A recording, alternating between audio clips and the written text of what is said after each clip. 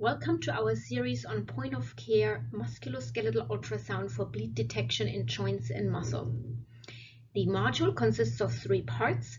Part 1 will feature principles and basics of joint bleed detection, and Part 2 will intensify the experience with case studies. Part 3 will focus on muscle bleeds and on the distinction of iliopsoas from hip bleeds. My name is Annette von Dregalski. I'm an Associate Clinical Professor of Medicine and the Director of the Hemophilia and Thrombosis Treatment Center at the University of California, San Diego. The following abbreviations will be used throughout the modules. POC stands for Point of Care and MUSCUS stands for Musculoskeletal Ultrasound. Point-of-care musculoskeletal ultrasound, or POC-MUSCUS, is really ideal to answer specific questions related to arthritic symptoms and findings. Just look at the 6 pictorials provided in the slide in front of you. Each of them represents a different arthritic condition, and you can easily imagine that swelling, range of motion deficits, and pains are non-specific clinical presentations and do not allow the distinction between them. And so here are the different conditions ranging from hemophilic arthropathy on the top left to osteoarthritis on the bottom right.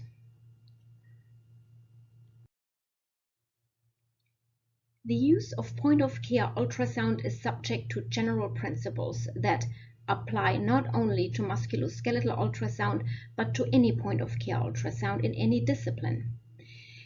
These criteria are: the ultrasound has to be performed for a well-defined purpose, it has to be question-driven, it has to be quick, findings need to be recognized easily, the techniques have to be easily learned, and it can be performed at bedside or in clinic. A very good example of point-of-care ultrasound is provided by its use in emergency medicine, specifically the EFAS trauma protocol. Here, the ultrasound will determine very quickly with a few standardized transducer positions if there is blood in the abdomen, if there is pericardial tamponade or pneumothorax. In a yes-no fashion, the diagnosis will be delivered within minutes. And why is that important? Since for all these conditions, the presentation is very similar, but treatments are different. And these principles can be applied to blood detection in hemophilic arthropathy. There is an increasing demand for point-of-care MUSCUS to detect joint bleeds, and this is based on the fact that patient and physician perceived pain etiology is often incorrect. In turn, this leads to imprecise diagnoses, which then in turn may result in suboptimal treatment. Effusions are easily detected with musculoskeletal ultrasound.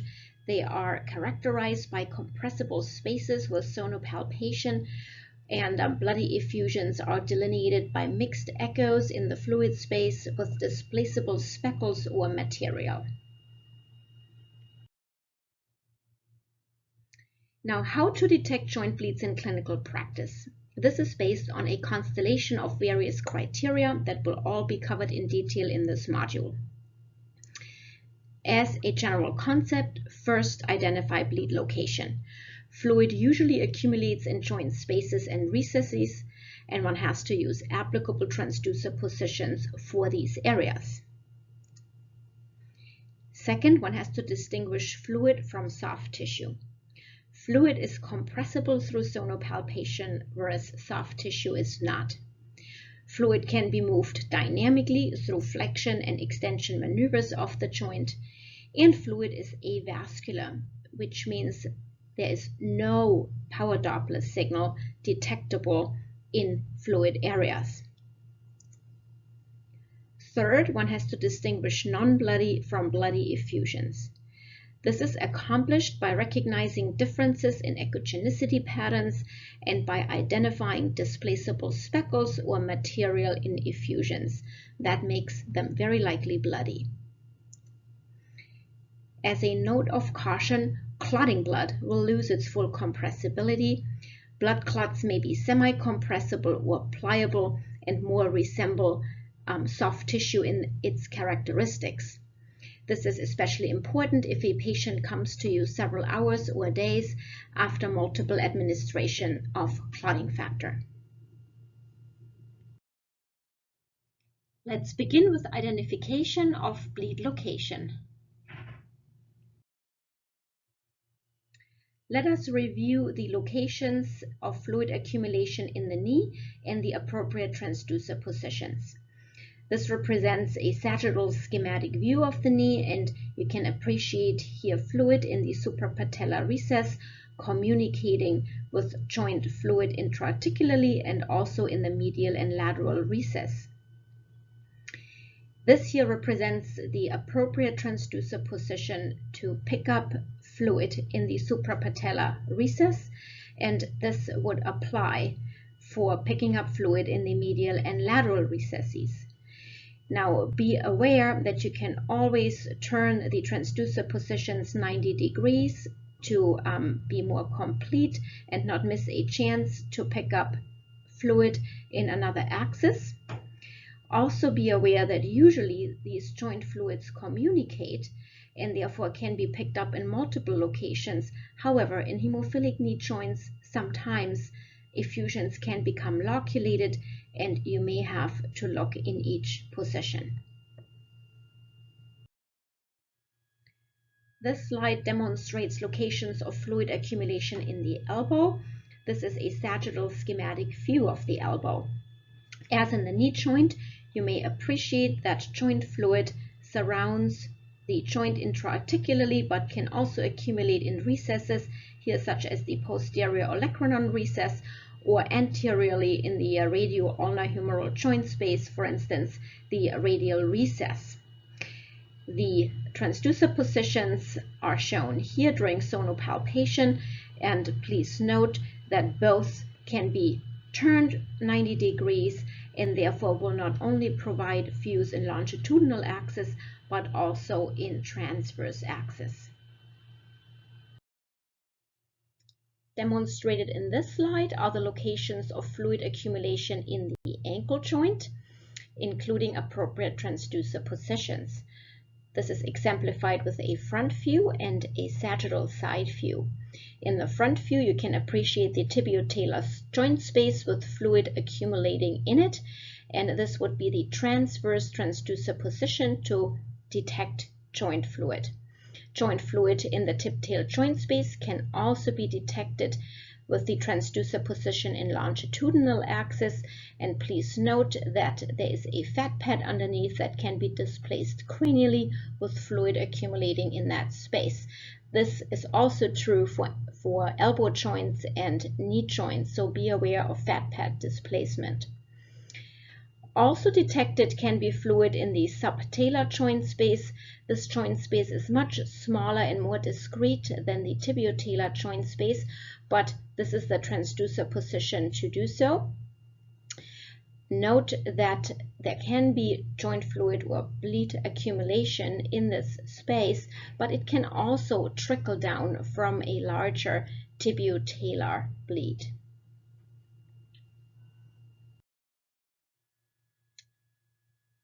So now that you know about how to identify bleed locations and which transducer positions to apply, we come to principle number 2, how to distinguish fluid from soft tissue. Again, fluid is compressible through sonopalpation. It can be moved dynamically through various flexion and extension maneuvers, and fluid is avascular, no power Doppler signal, and we will go through all of these criteria.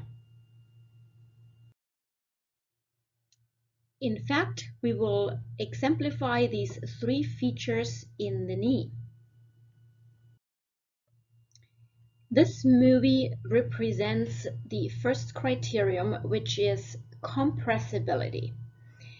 This shows the transducer position compressing the suprapatellar recess, and you can easily see here that fluid is compressible.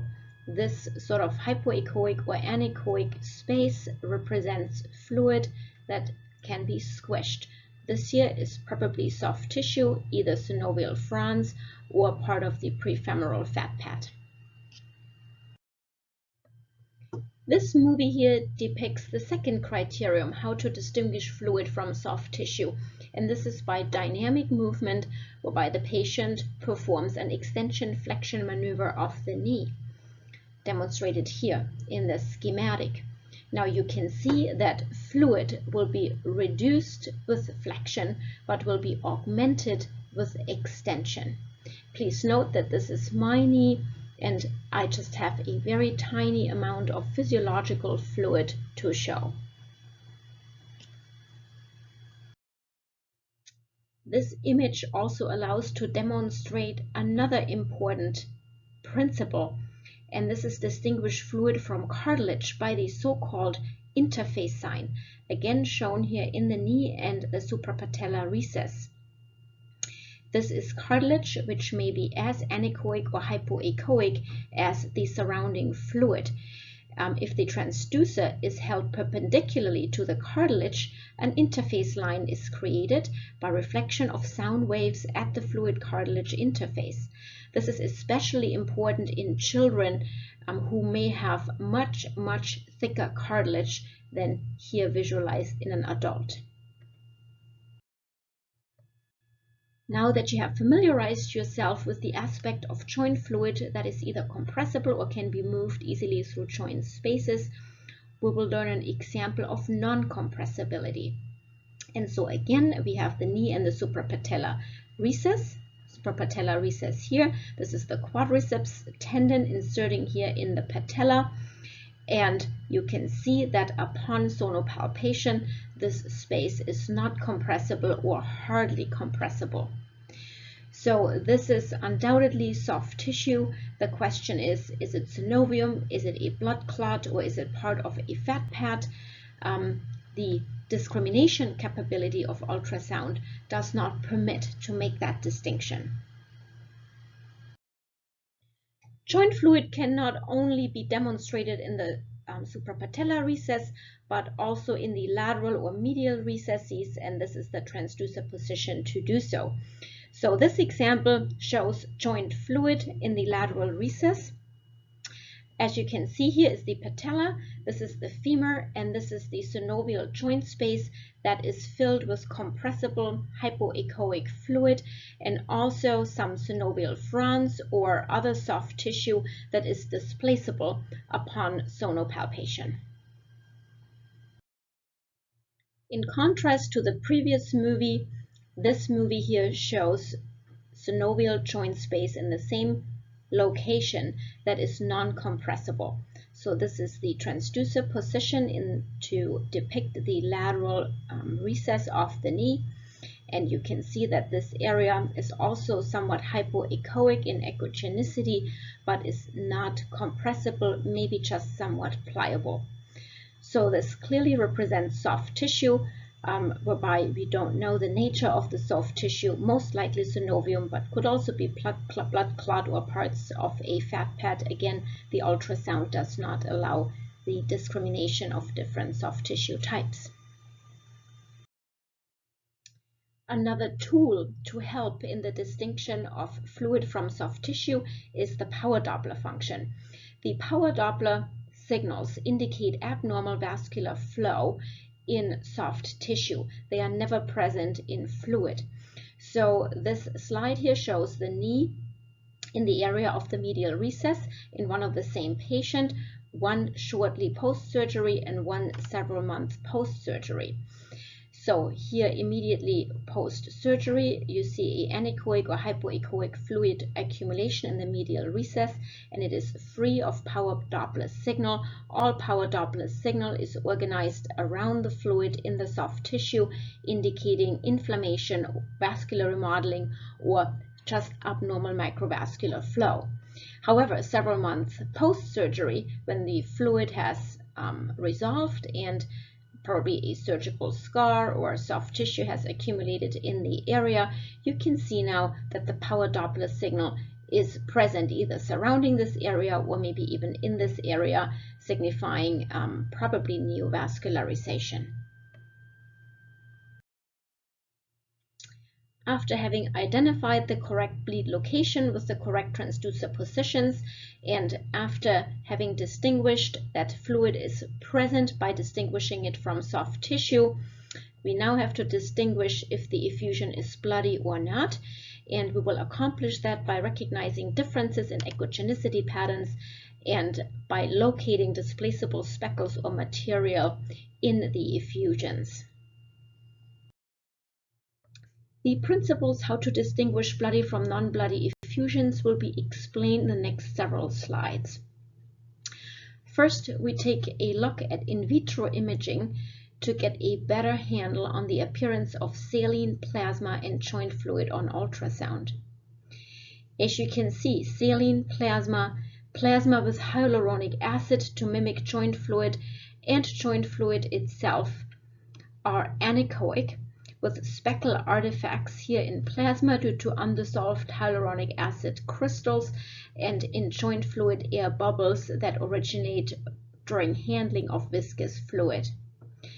Very easily to recognize, and in contrast, blood is highly echogenic with an easy distinction from plasma.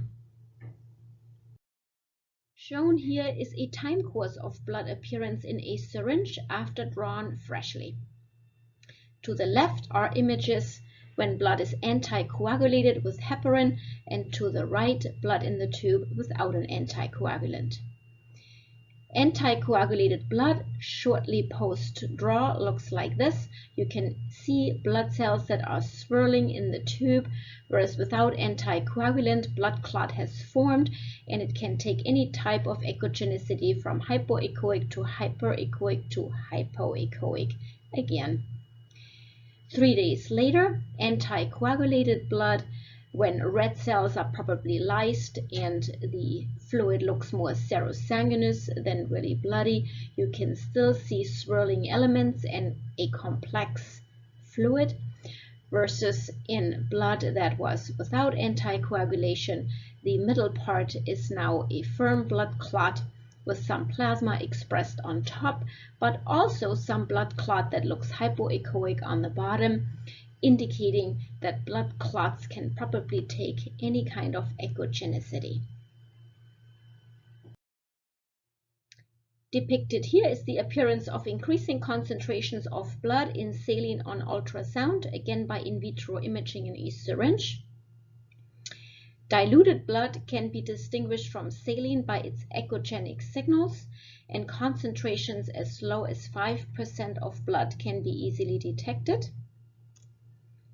The increase in gray signal is proportional to blood concentration when quantified with a special imaging program.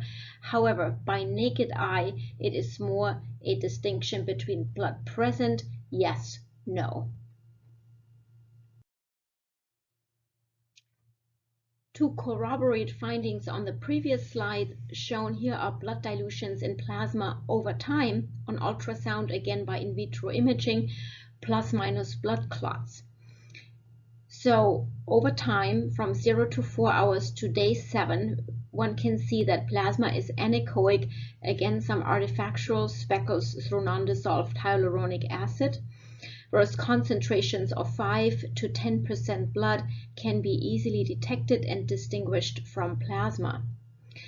Blood clots forming here after 3 and 4 days and 7 days are separated by an interface sign from surrounding serosanguinous plasma, and also shown here isoechoic to serosanguinous plasma, again alluding to the fact that blood clots can assume any type of echogenicity. Having yourself familiarized with the appearance of anechoic fluids such as joint fluid, plasma, or saline compared to more complex appearances of blood, we will apply these same principles now to joint imaging. This slide depicts the appearance of plasma versus blood over time on musculoskeletal ultrasound plus minus blood clots in cadaveric pig metatarsal phalangeal joints. The imaging to the left here shows pig joints that were injected with plasma compared to pig joints that were injected with blood. As you can see, plasma here is anechoic and can be easily distinguished from echogenic blood in the joint space. After 3 or 4 days, and also after 7 days, blood clots have formed, and those were not compressible and also appeared somewhat hypoechoic compared to the surrounding soft tissue. What's not shown here is that blood produced echogenic signals as low as 5% dilutions. Also noteworthy is this interface sign here, shown before, separating a thin layer of cartilage from the intra-articular fluid. The following few slides will now apply everything we have learned before to the human joint. Exemplified in the knee joint, we will identify various types of effusions, namely distinguish bloody from a non-bloody effusion. You see the transducer position here compressing the lateral recess, and again, both bloody and non-bloody effusions are compressible with the transducer, but bloody effusions are hypoechoic with displaceable speckles or materials. So this here would be a subacute complex effusion. You see the hypoechoic appearance of the effusion with what I call material in the joint space. This is several days after bleeding. The patient already has administered several doses of clotting factor. You might see here fibrin strands. The effusion is loculated, and you see these displaceable speckles. This is in contrast to a simple effusion that is anechoic, almost entirely black. I don't have a compression movie here, but I think you can easily see the difference. And compare that to an acute complex effusion. It is hypoechoic, it has many speckles in it. Again, this is not a compression movie, it's just a still image. The aforementioned principles will now be applied or demonstrated in 2 hemophilia patients.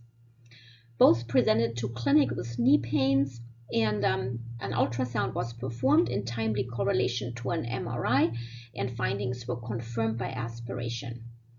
One patient, the patient in the top panel, had a serous bland effusion, whereas the patient in the bottom panel had a bloody effusion. The ultrasound images here of the patient with the serous effusions are depicted in panel A and B. Panel A is the suprapatellar recess, panel B the lateral recess, and you can see that both recesses are filled with anechoic black bland serous effusion. In contrast, the patient below has a bloody effusion. As you can see here, suprapatellar and lateral recess are filled with complex effusion. Interestingly, the corresponding MRI images from the patient in the top panel with the non-bloody effusion and the patient in the bottom panel with the bloody effusion look very similar in T2 and T1 weighing. And this indicates that the signal intensities do not permit the distinction between serous and bloody fluid. Clinically, this may be important because MRI might not be the optimal image modality to distinguish bloody from non-bloody fluid. Ultrasound may indeed be more sensitive. In summary, MUSCUS discriminates well between bloody and non-bloody effusions. It's highly sensitive to detect blood at low concentrations as low as 5 to 10% and also at low volumes, 3 to 5 milliliters, which equals the physiologic amount of fluid present in larger joints. One has to apply the most appropriate transducer positions to locate joint spaces and recesses in order to detect the fluid, and one has to apply compression to determine if fluid is present. Now, serous fluid is anechoic and in sonographer jargon is called simple effusion, whereas fluid with blood products is echogenic, often with reflectors and displaceable material, and in sonographer jargon is called complex effusion. Please note that complex effusions are not pathognomonic of blood. Echogenic fluid can be present in other conditions such as septic arthritis. So if in doubt, aseptic joint aspiration with fluid analysis is warranted to provide diagnostic accuracy, especially in adults with hemophilia, where coexisting arthritic conditions can confound the clinical picture. However, overall, in the context of hemophilia, complex fluid in the joint, absent other symptoms such as fever, can probably qualify as hemarthrosis. This concludes module number 1. Thank you for your attention. If you like, proceed to module number 2, comprising case presentations and examples with the objective to intensify your diagnostic acumen and experience pertaining to blood in the joint, yes, no. Thank you.